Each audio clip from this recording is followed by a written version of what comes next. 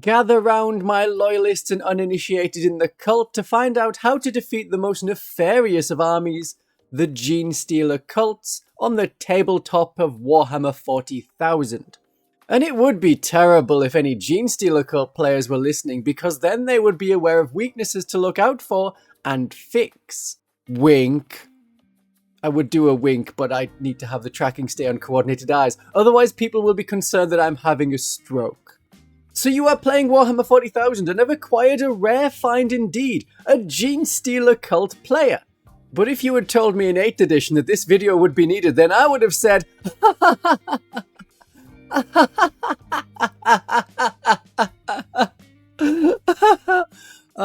and simply recommended that you do step 1 of turn up for the battle. After that it would be easy.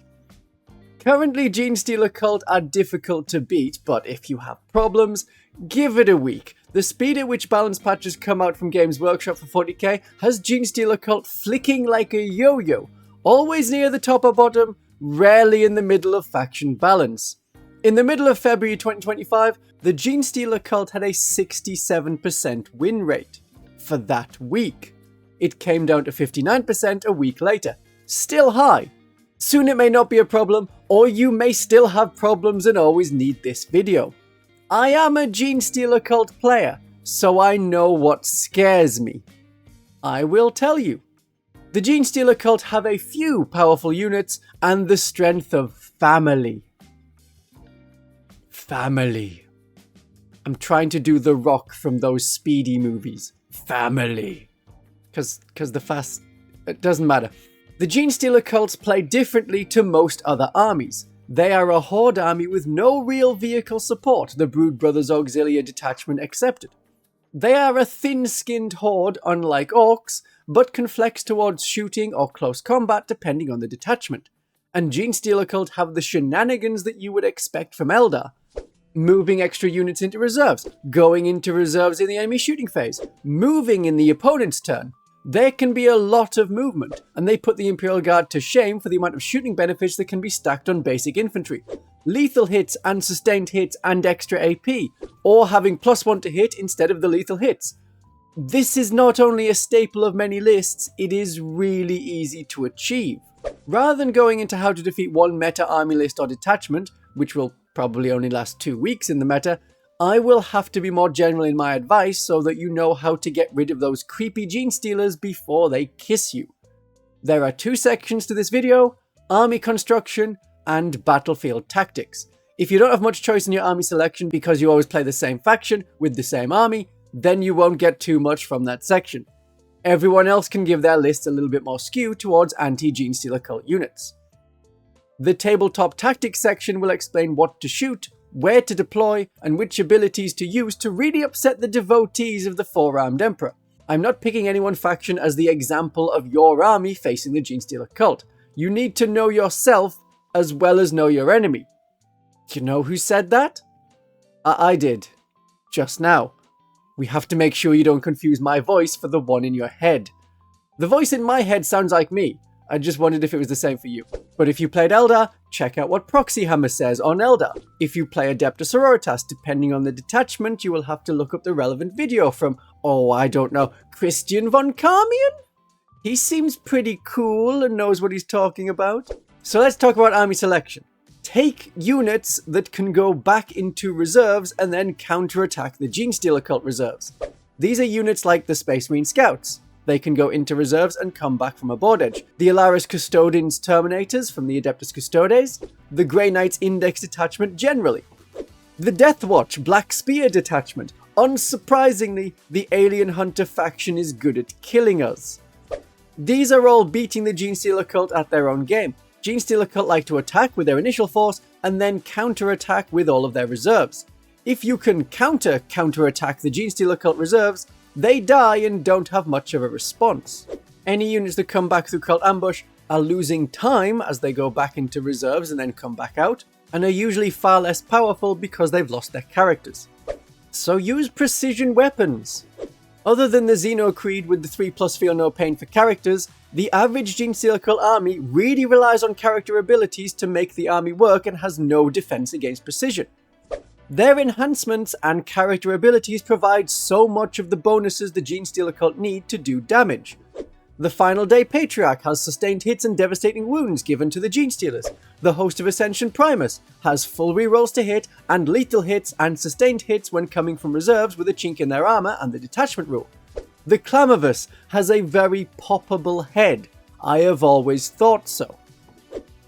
Other than the 6-wound Patriarch, the other characters are very easy to kill with 1 or 2 snipers, and then the Genestealer Cult unit that was bringing murder is barely scratching paintwork.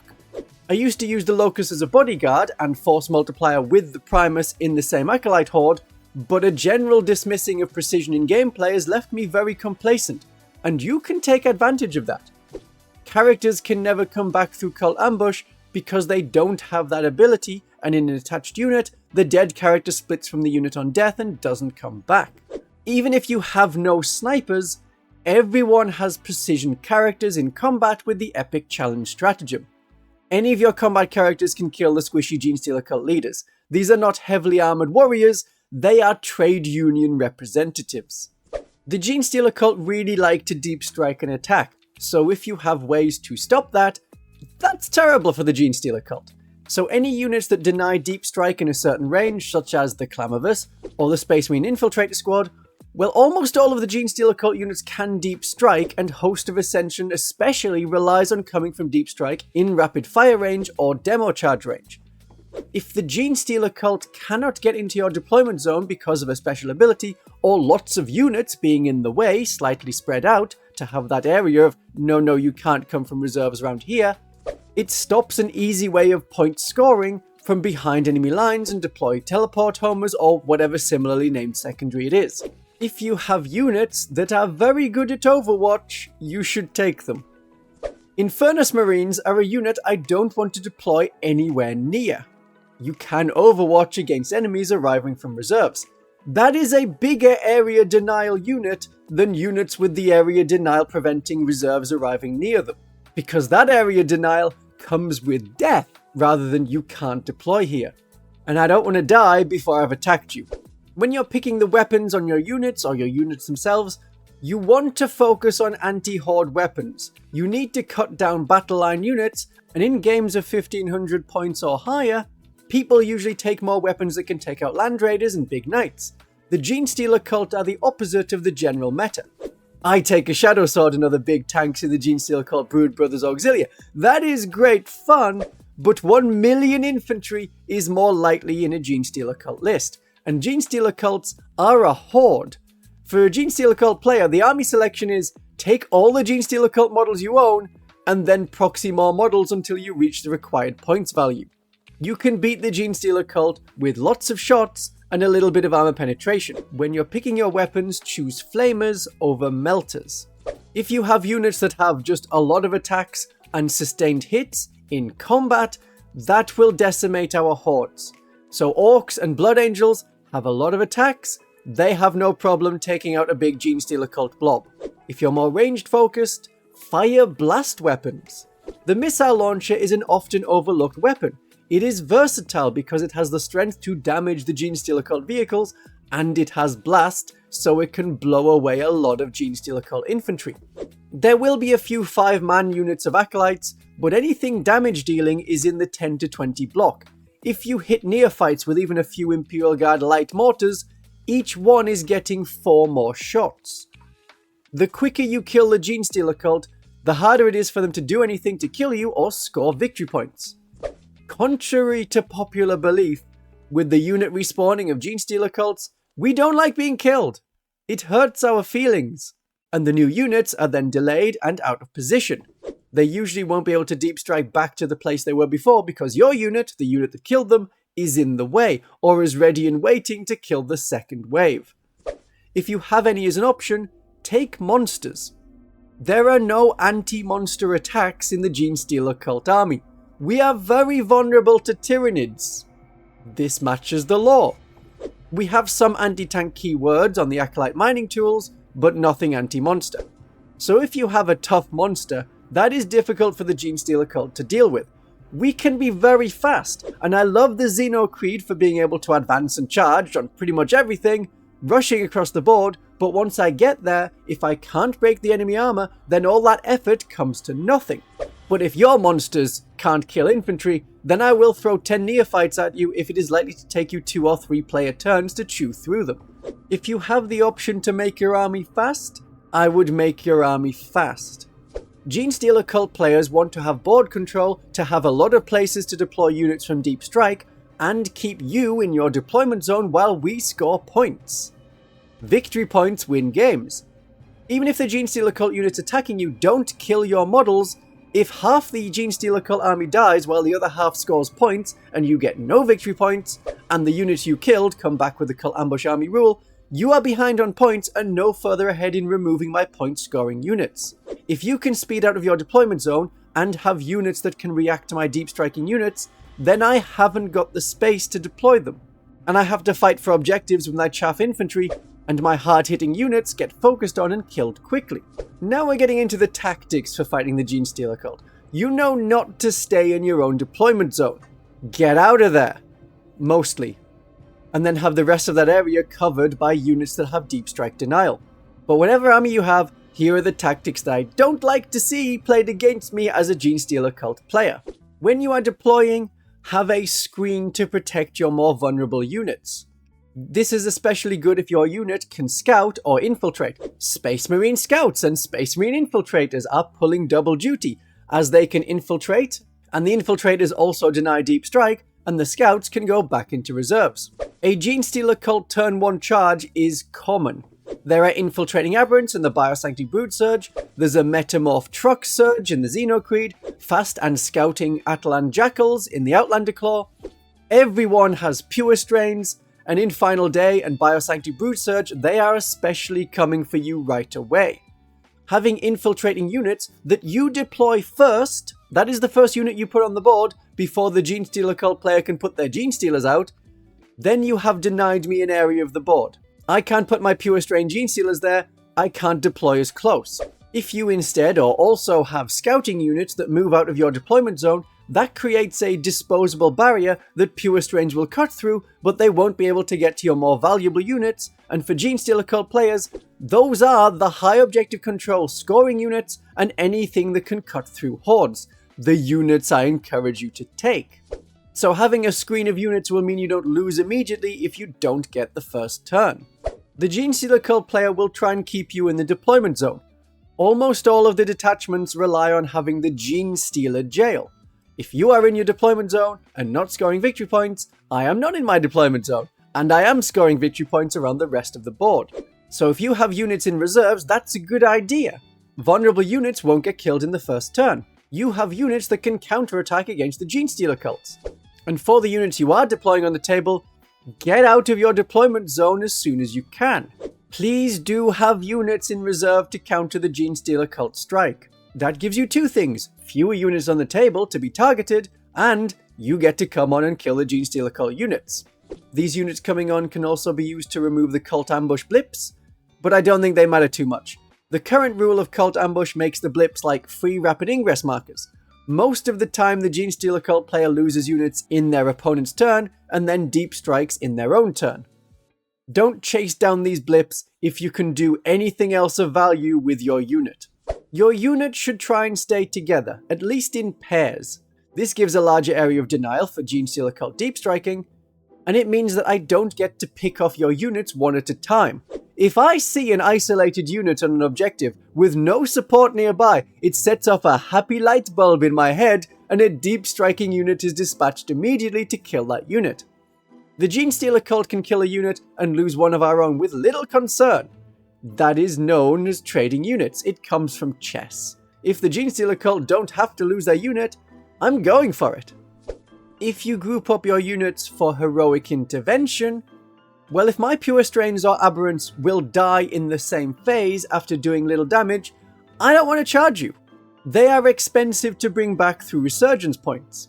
So save 1 command point for heroic intervention. That can be the difference between losing a screening unit and then having to spend a turn getting rid of my units, but you're not moving forward, or instead, you move up and you kill my unit and you're ready to carry on in your turn. The Genestealer Cult also have a fun shenanigan in the Biosanctuary Brood Surge where we can charge a screening unit, with 1 or 2 units, and then with a Biosanctic Brute Surge stratagem, move 6 inches into the next unit, and then the Genestealer Cult player has tied you up for another turn, because you didn't use Heroic Intervention. When you are attacking the Genestealer Cult units, try and wipe out the whole units. For Metamorphs, Acolytes, and Neophytes especially, don't leave orphans. Kill whole families. They may come back with Cult Ambush. This depletes the number of Cult Ambush Resurgence points that are the way the Cult Ambush currently works, but whatever you do, there will still be a number of Cult Ambush points to get through in addition to the army on the table. If you don't wipe out the unit, they will use their cult icons and come back in the command phase. That doesn't cost resurgence points. Big units cost more resurgence points, but kill whatever units you can and wipe them out. Talking through which detachment your Genestealer Cult opponent has taken is very useful for letting you know which units to target. The Genestealer Cult detachments are hyper-specialized and have a few units that stratagems work on. If you can kill these units quickly, then the detachment rule and the stratagems stop working. The Genestealer Cult, apart from the Brood Brothers Auxilia, really like to use their stratagems, but the detachment rule is another ability that can be removed from the Genestealer Cult players. For the Brood Brothers Auxilia, if you can kill the small Imperial Guard units, there won't be any units to give the Genestealer Cult the +1 to hit. Similarly in the final day, if you can kill the Gargoyles and the Lictors, then the Genestealer Cult units won't be getting +1 to hit, and almost all of their stratagems stop working. The Biosanctic Brood Surge mainly affects the Pure Strain Genestealers and the Aberrants, and the Outlander Claw works off the Jackal Bikers and the Vehicles. The Xenocreed detachment works on the Acolytes and Metamorphs, but there are often way more of them than other detachment specialists, and the more general Host of Ascension really loves Neophytes. But whatever detachment you're facing, get rid of the Ridge Runners as soon as possible. It may seem like overkill to fire 10 las cannons at one little car, but they are such a key part of the lists. They're a force multiplier and very important to every detachment. If they hit an enemy unit, all other Genestealer Cult units attacking that unit for the rest of the turn will get an extra point of armor penetration, so that works for our shooting and our combat. It's horrific for you whether you're facing the Host of Ascension's bullets or the Biosanctic Brood Surge combat units. This is priority enemy number 1, and of course you win the game by controlling objectives. That scores you the victory points. When you take an objective, move your models to the edge of the objective with no gaps in between so that the Genestealer Cult can't walk on and take it. Neophytes have high objective control, and they have so many models that they can usually take an objective just by getting there. And if the unit is on an objective they control, they regenerate faster with the cult icons. More models come back. Those are the main ways to defeat the Genestealer Cult. If you have any more thoughts, pop them in those comments. And if you want to see what it's like from the Genestealer Cult point of view, there are videos with dedicated detachment information, so you can go much deeper into knowing thy enemy. My darlings and viewers, have a great day fighting the Genestealer Cult.